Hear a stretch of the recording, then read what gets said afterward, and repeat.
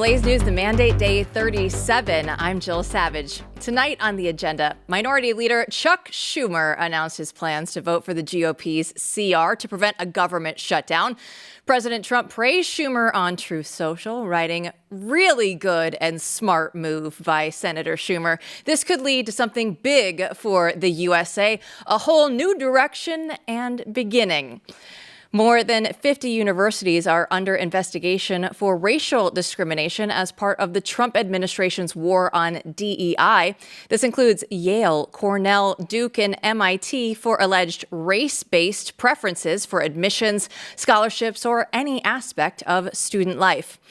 Treasury Secretary Scott Bessent recently sat down with Breitbart and defended DOGE against mainstream media criticism. Watch. The first thing is to get the spending under control. And I've said it several times that the mainstream media likes to lampoon or parody DOGE, but this is serious business. I think that there's no one out there who thinks that the federal government couldn't do things in a better way with the less personnel and in a more effective way, dollar for dollar. Liberal media has been quick to point out any economic downturn while Trump has been in the White House. CNN political commentator Scott Jennings explained why there's no reason for hysteria over stock market corrections. Wholesale inflation is down. Consumer inflation is down. Gas prices are decreasing. Mortgage rates coming down. Egg prices are $4.89 today. They were $6.55 on January 21st. We've seen manufacturing jobs in the last jobs report go up. Private investment announcements are going up. And a whole bunch of nutty climate regulations have been eviscerated by this administration. So the stock market is one measurement. It's not unusual for corrections to occur, but there's a whole bunch of green shoots that I think we could look to and say maybe there's some optimism to be had. At least 10 people reported swatting incidents to the FBI yesterday, including prominent conservative media figures like Nick Sortor, Chase Geiser, and Cat Turd on X. FBI Director Kash Patel responded to these reports on X, writing that the FBI is aware of this dangerous trend, and my team and I are already taking action to investigate and hold those responsible accountable. Earlier this week, President Trump announced the Tesla vandals will be treated as domestic terrorists. Attorney General Pam Bondi said that one of the alleged terrorists has been arrested and faces up to 20 years in prison. Watch. We have people we're locking up on that. We have someone in jail right now from one of the dealerships. They threw a Molotov cocktail through a dealership. They're looking at up to 20 years in prison. So if you're going to touch a Tesla, go to a dealership, do anything, you better watch out because we're coming after you. Wow. And if you're funding this, we're coming after you. We're going to find out who you are. President Trump says there's a very good chance of a ceasefire deal between Russia and Ukraine after talks with Moscow. However, Ukrainian President Zelensky claims that Russia is prepared to reject the ceasefire deals. In Canada, Justin Trudeau is officially out. Former central banker Mark Carney was officially sworn in as Prime Minister of Canada today. Carney successfully sold himself as the best person to take on Trump, and the latest tariff wars between Canada and America will be the claim to put that test. The Canadian government has rightly retaliated and is rightly retaliating with our own tariffs that will have maximum impact in the United States and minimum impact here in Canada. And my government will keep our tariffs on until the Americans show us respect.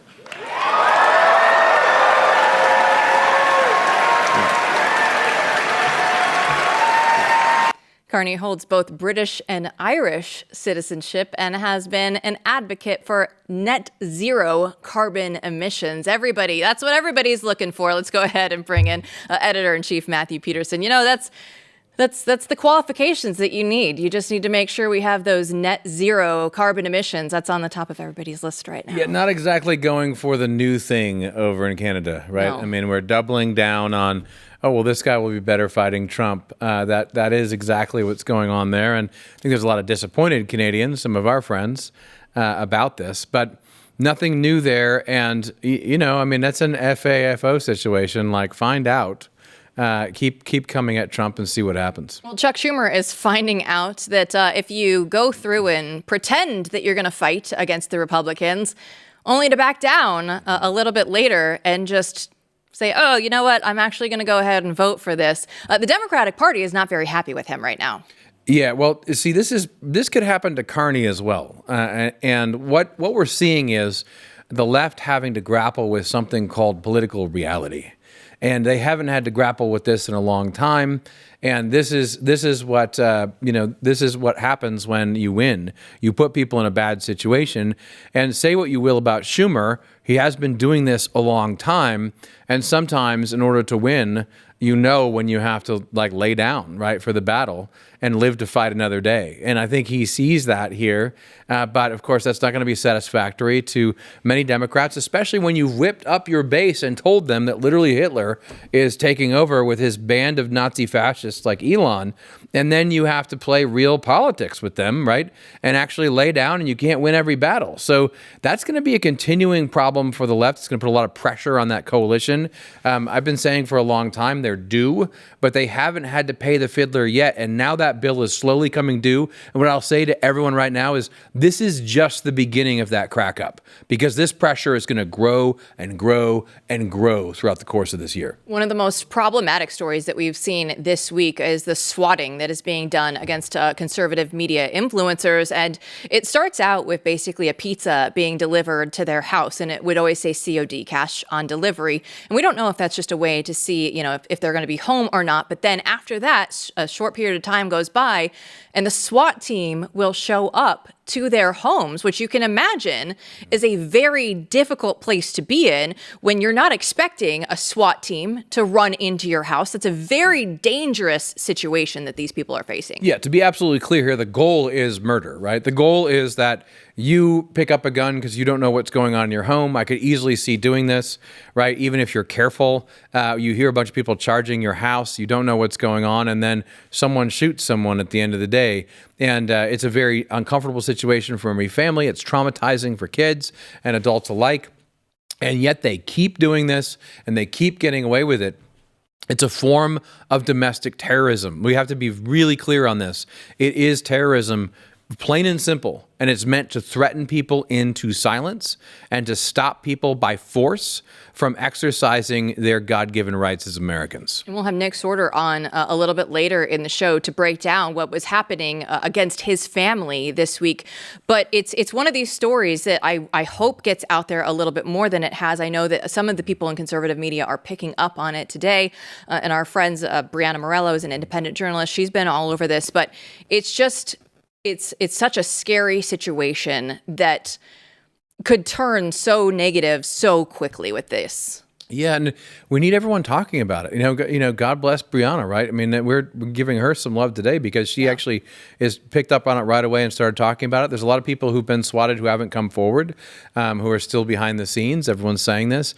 So this is something that we have to stay on as media. It's our responsibility to stay on this and to make sure that these people are actually brought to justice, because this is the kind of thing, if you let it go, you saw what happened in 2020 with the riots, etc. These people will continue to be lawless, and they will continue to use violence to force people to shut up and to try to, they're losing otherwise, right? That's why they're doing this. They're losing because these people are out there, doing independent journalism. So they're trying to force people to shut up. We can never let that happen in America. Yeah, so Nick will be on the show a little bit later, but when we come back, Chris Bedford will unpack Chuck Schumer's motivation for backing that CR. Stay tuned.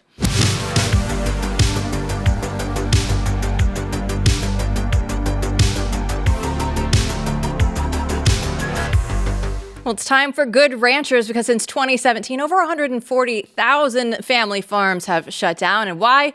Well, because all that meat in the grocery store, it's not coming from American farms anymore. It's imported from overseas, and they care about mass production and low costs. They don't really care about the quality anymore. This spring, we need to change that. It's time to spring into action and put American farms first, because nothing beats American quality. And that's why I choose GoodRanchers.com, because they stand for integrity, tradition, and 100% American-raised meat. So all the products that GoodRanchers.com has, they have the trustworthy ingredients in your meat. You know that it's born, raised, and harvested right here in the United States, and it doesn't have any of the hidden additives. There's no antibiotics, there's no hormones, there's no seed oils ever. It's just one ingredient that you can read, and that's meat. Good Ranchers delivers straight to your door, so you get that farm-to-table transparency, and you get to support American ranchers at the same time. It's all clean, simple, exactly how it should be, and you get to skip the grocery store. Right now, Good Ranchers is running their Spring into Action promotion, so when you subscribe to any of their boxes, you get to decide if you want free chicken nuggets, bacon, ground beef, or salmon in every order for a year. Be sure to use my code Jill at checkout for $40 off your first order. It's the best deal that they've ever done. So spring into action and help American farmers with every purchase. Visit goodranchers.com now. Use code Jill for free meat for a year and $40 off. Good Ranchers, American meat delivered. The GOP's fight over the continuing resolution left Democrats backed into a corner with really no good options. And no one felt that pressure more than Senate Minority Leader Chuck Schumer. So how did he handle the mess? Well, we'll let Chuck explain his feelings on the matter. To have the conflict on the best ground we have, summed up in a sentence, that they're making the middle class pay for tax cuts for billionaires, it's much, much better not to be in the middle of a shutdown, which to divert people from the number one issue we have against these these people, which is not only all these cuts, but they're ruining democracy. Blaze Media senior politics editor Chris Bedford broke it all down in his latest Beltway brief, and he's here now to give us the inside scoop. So Bedford, the Dems don't seem to be too happy with Schumer today. So where did he go wrong? How did he find himself in this mess? So Chuck Schumer didn't have a ton of options going into this whole thing. He basically had three roads he could do. He could shut down the government, which is performative and stupid. It would get a lot of kudos with the base that's just eager for a fight. They want to raise the banners and they want to charge the ramparts, and they don't care if they're outnumbered 10-1.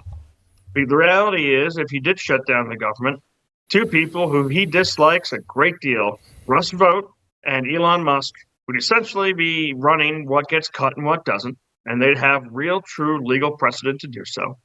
And while the President Trump's agenda would be stifled in certain ways, and it would hurt the administration's ability to move forward in a number of things, it would hurt the Democrats significantly more. The Republican base doesn't really care if the government shut down that much. The Democrat base cares completely. This is the machine from which they derive their power. And if you mess with it, then you're just hurting yourself. It's kind of like a child saying, I'm going to hold my own teddy bear hostage to his parents. All right, it's your teddy bear, kid. Let's see what you actually want to do here. Now, the second option, which is also not a great option for Schumer and seems to be the one he's taken, is to just roll over and say, okay, that's done. We're not going to do this. We're not going to fight. This is someone right here who's not used to the theatrics of controlled opposition in the way that Republican senior leadership has been for years, where they pretend to fight and it satisfies their base in some aspect and makes their voters look like they're fighting. But in reality, they're not. If Chuck Schumer had learned that or knew it, he would have gone with the third option, which is what I expected him to go with. That would have been free up some moderate Democrats or people who are up for re-election in states where they have to play nice, people like John Fetterman, and say, you guys help the Republicans reach that 60 vote threshold that you need for cloture. They would have needed 8 Democrats to come over, since Rand Paul already said he's not going to play ball on this one. That would have made sense. And then they would have said, we're doing an amendment. We're going to add something. We're only going to do a 1-month CR. We're going to try and fight. We're going to come back to our priorities and the Democratic priorities. That amendment would have lost. And then Republicans could have passed this thing with a 50 vote and the final vote with just 50 votes, 51 votes. And it would have been absolutely fine. And Democrats wouldn't have had to put their fingerprints on it. And they could have claimed to the base, wow, look what we did. That's the kind of thing that Republican leadership used to do when they were trying to pull one over on us, when they had a no-win scenario. But instead, he rolled over. And now you've got civil war. You've got Democrats from the House of Representatives coming in hard and hot because these guys are up for re-election every single term. They're worried about how upset their base is with their willingness to fight. They're looking at those radio shows like Charlemagne, where Democrats are saying, they're calling in and saying, I'll never vote for Democrats again. Look at how much the Republicans get done. Democrats are only promises. And I don't think that's really a true take. That is feeling really dejected right now. Usually Democrats get a lot more done with their power than Republicans have, except for really now. Those House representatives, though, they're freaked out. At the same time, you've got Democrats who are up for re-election who are going to say, no, no, no, we need to get our base going in the Senate. They need to try and draw that attention. They need to make sure their activists are happy. So they're going to fight. And everyone's just turning on each other. But I think there's also one thing, which I'm writing about for probably Wednesday, because as you well know, Monday is St. Patrick's Day, and your faithful D.C. correspondent will be reporting to no one from a bar except for his wife at 5 p.m. These progressives have felt like their ranks have been thick for the last 5 years. If you're Alexandria Ocasio-Cortez, you've never been challenged in your life on the things that you believe. You went to Boston College, you come to D.C., progressivism is a moral crusade. You've got everyone from the FBI kneeling in the streets to McKinsey and Bain giving lessons on how we need to better serve these ridiculous radical ideas.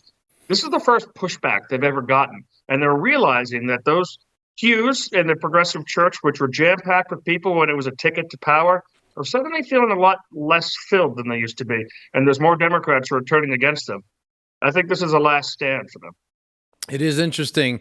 It's a great point you make that just as Republicans have to learn how to wield power and to be in power and use it, so too the Democrats have to learn how to not be in power and survive.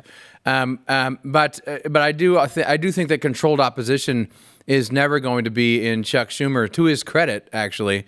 In his mind, he is always just going to be playing the game straight up, unlike, sadly, many of our guys. But before we go on to less important things, let's talk about the shirt you're wearing. Celtic football, I believe it says, and let's talk about your progression going into St. Patrick's Day, because I feel like, for most people, for me, it starts tomorrow. Like, I'll be at a St. Patrick's Day party tomorrow, right? Many people are having St. Patrick's Day party. And curiously, like, you're going to be back into work on Tuesday after Monday, but you're taking Monday off. And it sounds to me like this is a Bedford progression. Like, what happens each one of these days? I feel like this is where I would lose the most points with Bedford, too. I'm that person that's like, oh, wait, St. Patrick's Day is coming up. Sorry, Bedford, continue. Oh, I know. We know that your types at the bar. I usually leave the pub on St. Patrick's Day when you have all the blonde girls in there singing songs about killing British soldiers really loudly. That's what I know. It's my time to leave and maybe go get a nice quiet dinner somewhere. I get started early. So the St. Patrick's Day for me started at the beginning of the week. My wife said to me, isn't the big week starting now? You can put your flag out if you want. So the flag of the 9th Massachusetts Irish Brigade, who fought at Gettysburg and all over the Civil War, is flying proudly out front of our house. I've been getting ready for a big party. We also have a 9-year-old's birthday party on Sunday, so my house is completely packed and ready. Green flowers on the table and the rest. Saturday, we gather in Washington, D.C. at my friend's architecture firm, which is a big, great alley party, which at some points in the history has been really, truly authentic. When there were lockdowns, it was illegal to be out. There was barbed wire and there were soldiers in the streets. It was basically a Belfast St. Patrick's Day party in those days. But this one, we'll be cooking corned beef cabbage. We'll have shepherd's pie. We have dancers and bagpipers coming. We've got a band coming as well to be playing. And people bring their own instruments so they can join in with the band whenever they want. Of course, Of course they do. Session, yes. As one would. They would just bring their own instruments.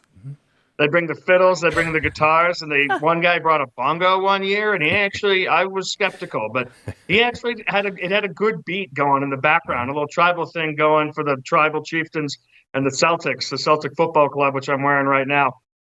And of course, the Guinness flows. But then after that, I have to run home here to my house because I still have a baby and a kid, and I can't go full Irish and just abandon them to the pub. So set up for a 9-year-old's birthday party. We'll have the house filled the next day with kids hunting for little plastic bugs. But then on Monday morning, 9 a.m., Murphy's Pub with a couple of pals who've also informed their wives that they'll be out of contact until 11 when we go to Daniel O'Connell's down the road. And you have to pace yourself. Start off maybe with an Irish coffee in the first hour and a full Irish breakfast. Then maybe switch to a Magners in the second hour. And then a Guinness. And only once you've had lunch in you, too, and you've had a good afternoon, do you start messing with the whiskey.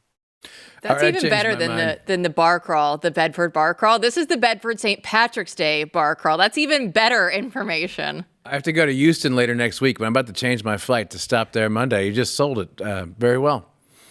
I'll join us, Matt. I love it. I don't even know where we go from here, but I think that we have to go back to at least talking a little bit about the Democrats and the Republicans and the way that they go through. And I loved your points that you guys were talking about earlier, like, right, the Republicans are always out there pretending to fight on all of these issues, right? Now that they're in this place where they do have Donald Trump and he's coming down, especially on the House Republicans, we saw that, everybody has to stay there, stay in line. And you see that still with the Senate. But how strategically planned is all of this right now with the GOP and the way that things are going, right? Because this could have been a make or break situation there in DC. And hopefully, right, it's going to be a good weekend. You're going to enjoy all of your festivities that you have. And everybody, on the GOP side will be able to just spend the weekend and say, you know what? Well done, boys. We've done it. Well, I guess they do still have to get to that deal. Yes. And that vote may come as late as Saturday evening, which would be a bummer for friends of ours, Matt, who are at the White House working until this deal is over. And that may be the case for them, that they'll be stuck trying to push it through. At the end of the day, I think it is going to pass. The Democrats have no good option. This is all street theater. They've been a party of street theater for a long time. You saw it during the joint congressional address that President Trump gave. They're waving little signs and jumping up and down like they're protesters, when in fact they're senators and congressmen. It's kind of an embarrassing thing for them to have to go through that. And this civil war for them is really just beginning, because the progressives have realized that they're surrounded and they're outnumbered, but they're actually still extremely dangerous. They're different from the normal guys who come to Washington, D.C. and are just trying to hold on to power. They're essentially revolutionaries. They will go around the country whipping up constituent bases all over. I mean, if you saw some of the squad members' final rallies for their primary fights, they weren't even holding them in their own district. They were holding them where the activists were. They think of this as a global mission, and they're willing to absolutely take out fellow Democrats. So there's going to be a bloodletting in this coming primary season as well. And Republicans, and especially in the Senate, they're not used to really doing anything on anyone's timeline, or really much of anything at all. For example, they're not even looking at dealing with tax cuts for a number of months and months and months. These are things that American small businesses are counting on to settle their ledgers and figure out what they can invest in over the next year. And they'll get to it when they get to it. The House of Representatives put them in a bind when they said, here's the ball. And they left on Tuesday night. They said, you have to deal with the CR because we've done our part. And then Thune really brought the pressure to his credit, where he said, boys and girls, we're going to work into the weekend, and I'm not going to give you this ticking time bomb until you've only got one day to pass it. I'm going to keep the pressure at maximum to try and force your hand on this vote. Those are the kind of hardball tactics I'm used to seeing from Democrats, rarely from Republicans. And over the next few months, we're also going to figure out how serious Republicans really are about these cuts that Elon Musk and Donald Trump are doing. Things that Republicans, like many such things, they always claim they want to do. They campaign on doing these things, but they never do them. So, I mean, mercy, you would never want to do that actual thing you campaigned on. But now they actually have an option. And once every 6 years, like a werewolf, Lindsey Graham is a good Republican senator, an interesting person. That's when he's up for re-election. Fortunately for the Republic, he is up for re-election. Therefore, you see him coming up with good ideas, pointing out things like, guys, we can't pass a budget that defunds the Department of Education. That requires 60 votes. We only have 53. However, we could take back money that we have allocated from the budget. We can target different things and pull that back. We can say, you know what?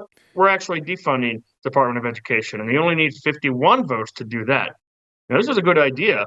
It's whether or not they can actually do it. Will Collins join? Will Murkowski join? How many senators actually want to commit the thing that they campaigned and promised they would do? I think we might be disappointed on that front. Chris, I've heard Lindsey Graham called many things, but never a werewolf before. And that is going to haunt my dreams tonight unless I block it out of my memory.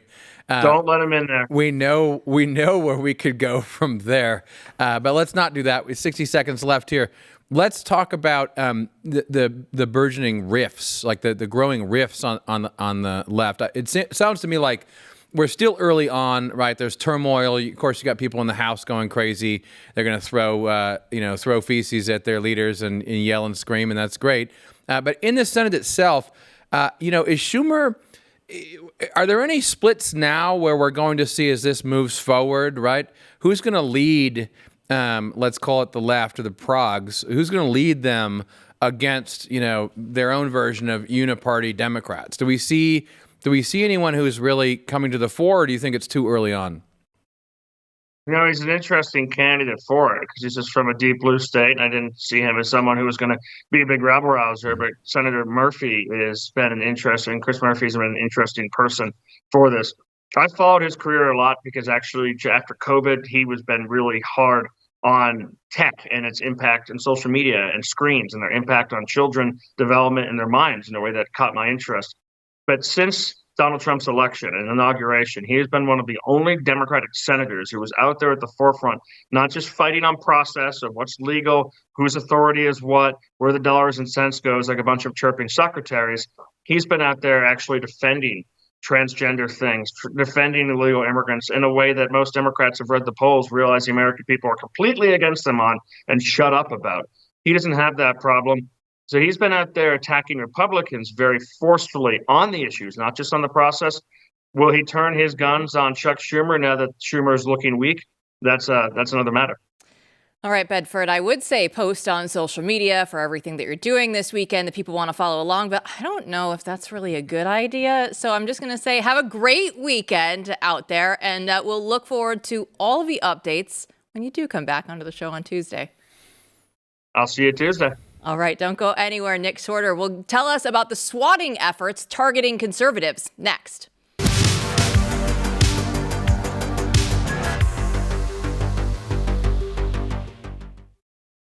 As we talked about earlier in the show, several prominent conservative media figures were victims of swatting this week, prompting FBI Director Kash Patel to step in. So here to discuss this with us is Nick Sortor. He's an investigative reporter, and his family has been a target of these swatting efforts. So Nick, thanks for joining us. And it's kind of crazy to see everything that has unfolded this week. So take us through the events that have affected your family.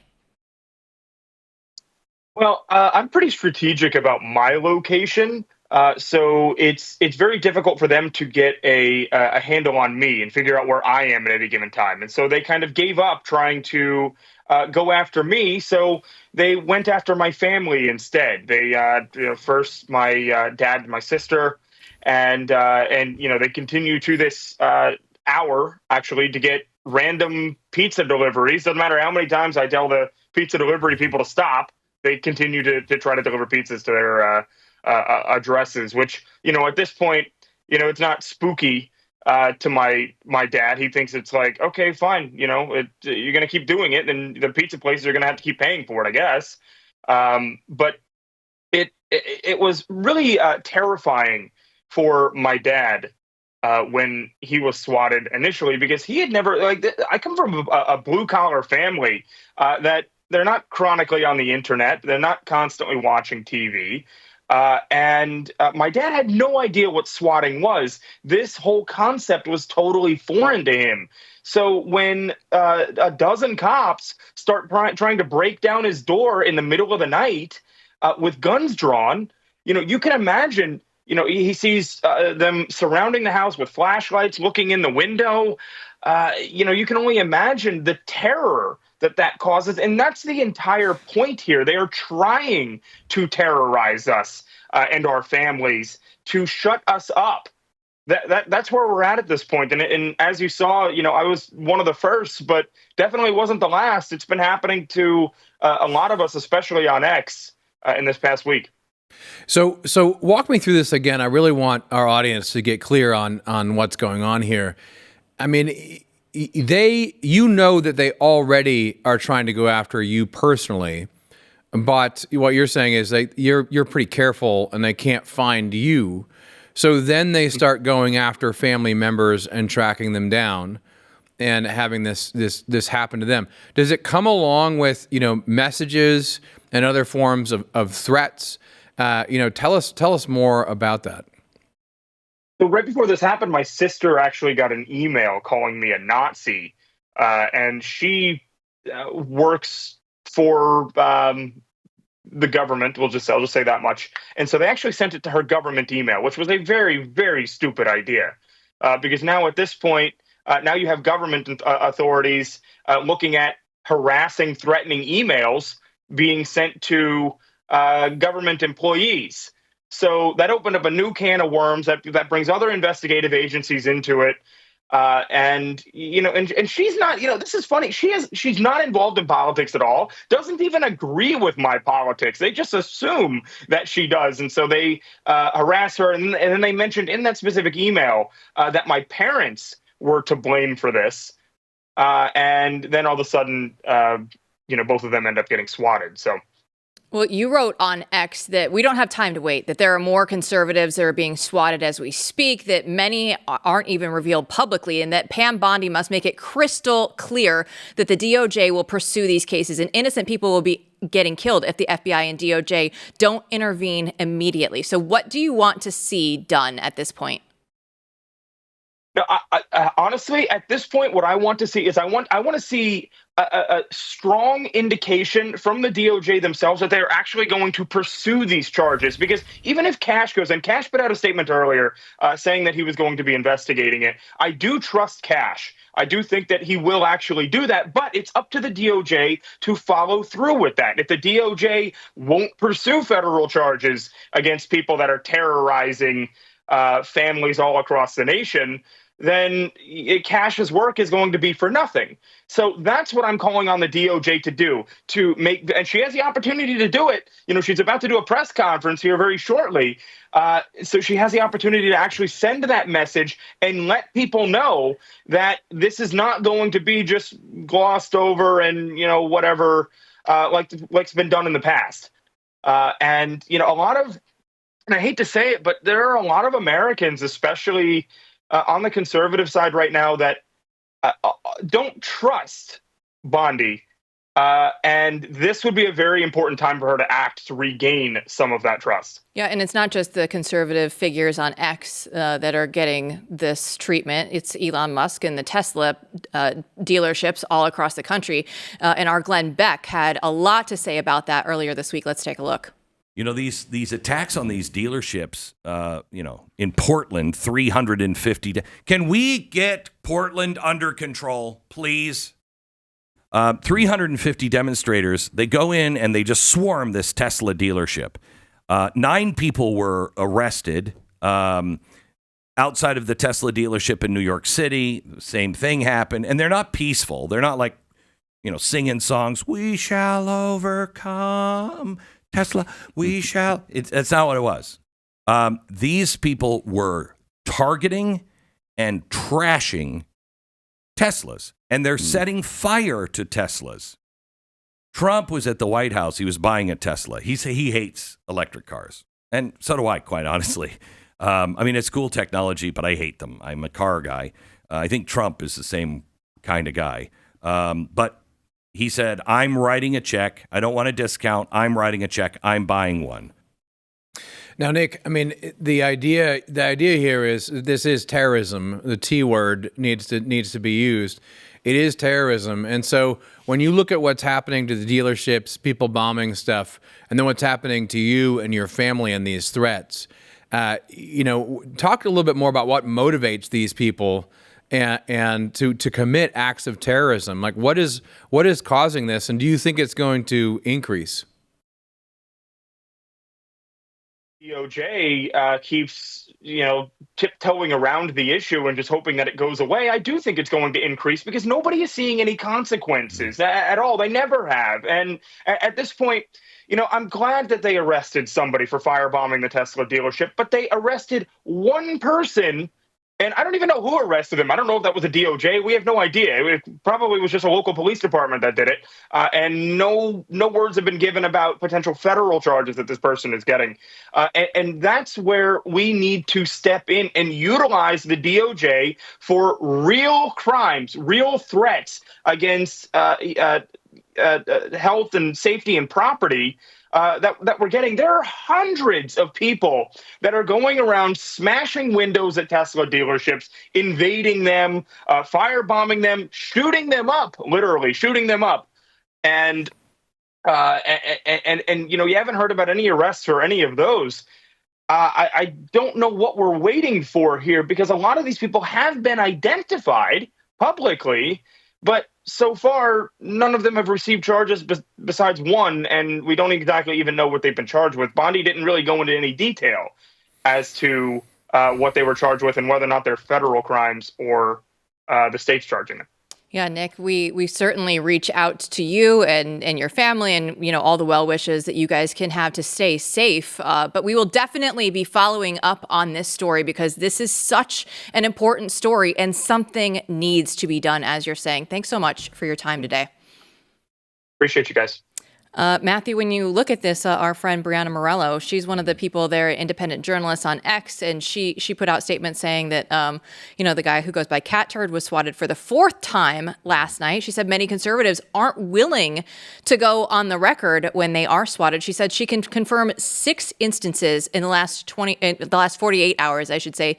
She said, what is the FBI doing about this? They hadn't responded at that point, but Kash Patel has since come out, because Brianna and others are reaching out saying, what are you going to do about this? This is a serious issue, and it's something that's been going on the entire week, and we're only now seeing a response.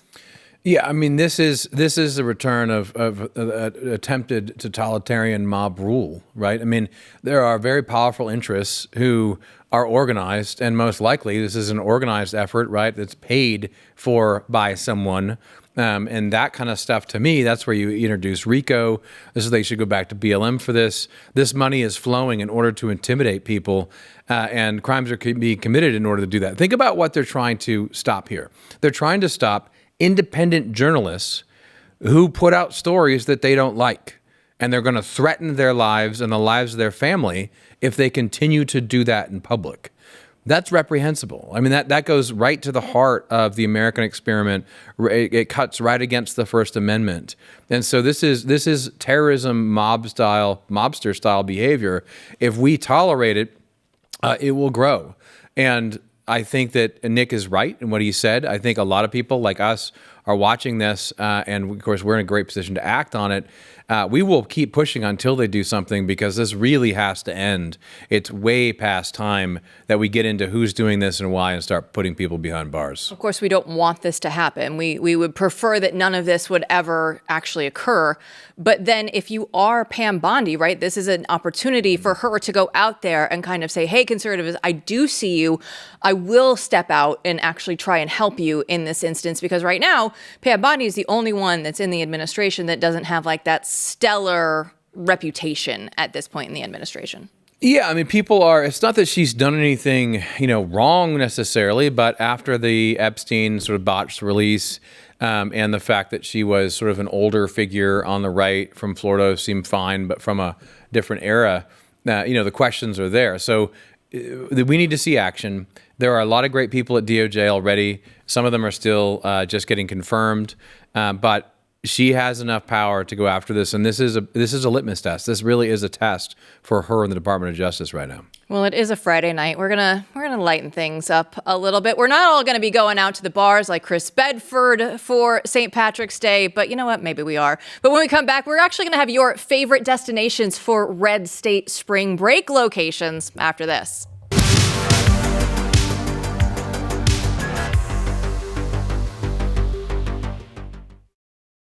Well, if you look at your calendar, everybody knows, yes, St. Patrick's Day is coming up, but it's also spring break. So on X today, we asked for the best red state locations for spring break. Where is everybody going to be going? That's what I want to know. I'm curious as to what everybody's doing.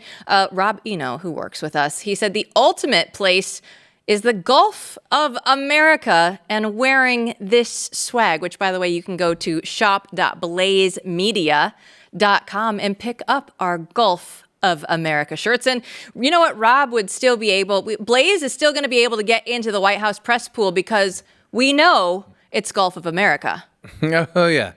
I mean, the shirt, I don't even know how to get the shirt out in time, but the shirt is there, and it is Pretty outrageous. And it's a perfect spring break shirt. We're not even joking about this. You want to shop at the Blaze. This is the Gulf of America shirt.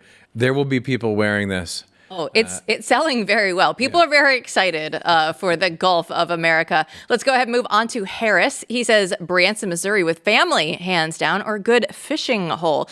I do like some of these off the beaten path places too. Like I know Branson's like a very big destination, but I don't know if it's the first place that I would think for spring break. So I like it as a suggestion. No, we've run articles at Align, our lifestyle section at blaze.com about red state vacations. There's all kinds of amazing places out there that just they're not as well known, and they're beautiful places as well, and a lot of times they're lower cost. So I fully suggest trying, whether it's spring break or not, to take a red state vacation, go somewhere that's off the beaten path and explore. And if you put us or the show name in, you know what? We're probably going to pick yours. So Jim Bicknell is going to round it out today. He says, my recliner, watching the mandate. I think this is a fantastic suggestion to do, not only during spring break, but you know what? Every night that we're on. Jim is a super fan and is an American patriot and a champion. That's all I have to say. It's good to know that they're out there watching every single night. We definitely appreciate that. But Peterson, as we are here on a Friday night, you know what? We're going to switch gears a little bit, because we do have a little bit of work left to be done here on the show. We have some work left to be done on work. And if you've been living in America, not under a rock, in most professions or most sectors of the economy for the last, 20, 25, 30 years, you've noticed that what has happened over time is that a lot of people end up navigating around systems that don't make sense anymore. So, the old movie Office Space, if you've ever seen it, it's a great movie. They have to fill out the TPS report. No one knows what a TPS report is. They don't have to tell you in the movie, but you got exactly what they were talking about. It was some report that you had to fill out, and no one knows why they're doing what they're doing. And so the heart of the workplace is to get around these artifices, these fake, sort of channels that are there. It's like DEI and all that stuff that's been added into the bureaucracy from the federal level that's been put throughout all of corporate America, and then even small business. And so a lot of people are we're just used to it. We don't even think outside the box. We're used to navigating around bureaucracies and algorithms, things that are supposed to be helpful as the heart of our daily work in order to get real work done, right?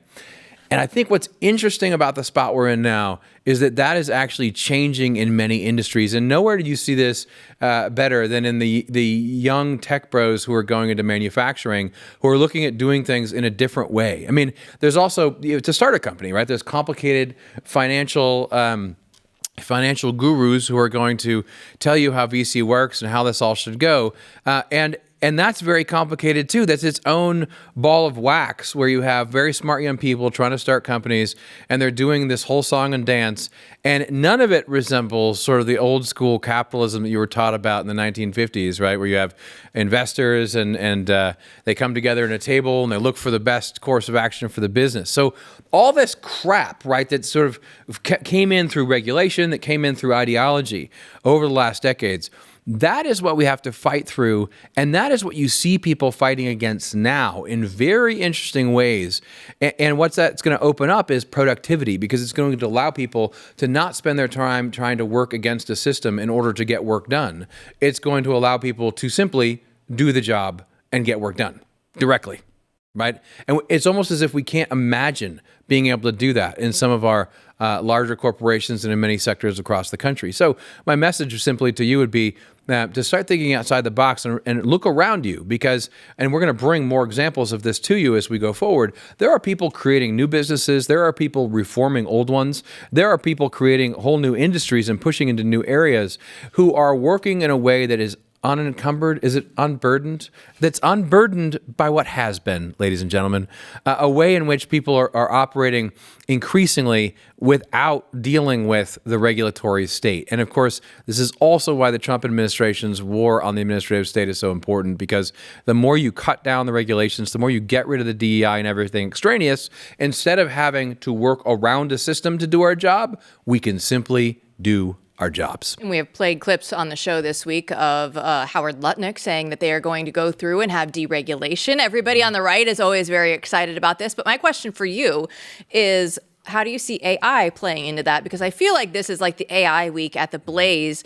Our main man, Glenn Beck, was out there talking a lot about it on his radio program this week. And I know he's been talking with his team a lot here in the building about it, because it is such a powerful tool that you can go through and cut a lot of the inefficiencies out simply by pairing your tasks that you already do with some things in the AI world. Yeah, I mean, everyone's going to have to be, a lot of people anyway, are going to have to become conductors of AI, right? I mean, you use AI. Writing is a good example of this. You can't get rid of human actors or writers, right, or editors at the end of the day. You can't just trust the AI, but you're increasingly going to have people who are very good at using the AI from in the beginning, and then other people, sort of checking and perfecting at the end in order to get the job done. So it's an incredibly powerful tool. The answer is not that it's all bad and to stay away from it. That's never worked for almost any technology that human beings have ever created, right? Yeah, what's the internet? We probably shouldn't use it. That's a weird fad that probably won't be around for very long. That's what AI is going. It's going to sound like that if you do that. No, that's exactly. I mean, that's what someone very famous thought at Fox named Roger Ailes, and of course, Fox Nation is still behind because of it. So it's not a fad. You have to use it. But in order to do that, so you need good people using it who actually understand quality and excellence and what the product needs to be at the end of the day, whatever the product is. And then you need to institute best practices. So the race is really on not to use AI or not. Everyone's going to end up using it. But the question is, are we going to have best practices and understand how best to use it? And that also then will dictate which kind, right, are you going to use? Are you going to have a more open AI? Are you going to have the sort of AI that's plagued by DEI, et cetera, right? So this is a race for the future, and it is about how to use it well. And I can't emphasize that enough. There are going to be very bad uses of AI that be very destructive. People like Elon are worried for a reason. There are going to be people who worship it, like they're going to worship it as a god. They'll use it like as astrology and more.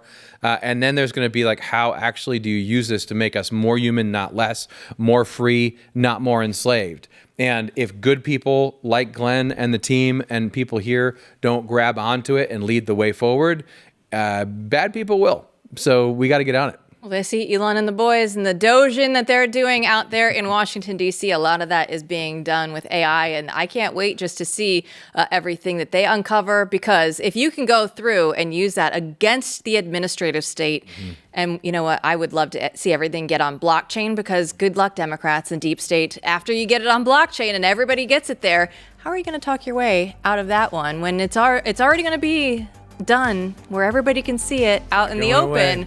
Sunlight is the best disinfectant. Everybody have a great weekend and a happy St. Patrick's Day. I know it's Monday.